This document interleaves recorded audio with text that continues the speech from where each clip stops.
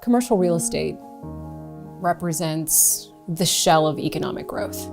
So when we really look at buildings, this is where we live, we work, we play, and it's responsible for so much. Among the most important issues in commercial real estate today, understanding the evaluation of risk relative to returns. The question on how cities are constructed and designed.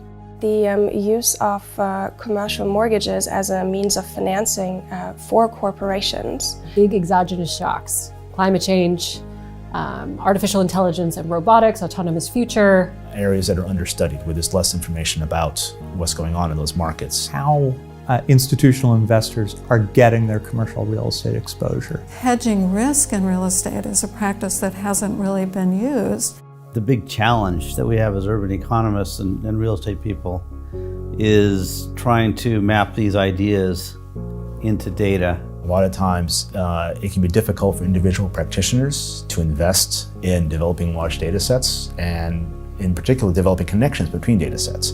Having CREDA pull together resources from across academics and from people in the industry can really help facilitate that. Getting people face to face in one dimension or another, talking about their work and understanding how close the linkages are. How do we use the infrastructure that we have, which is so valuable in this country, of these enormously productive universities, to make it more open to corporate America and getting some of these ideas out into the marketplace. Understanding how to utilize that data with academics working with practitioners to make stronger investments, generate stronger returns. Because it helps institutional investors know how far they can go with their data science and their data infrastructure.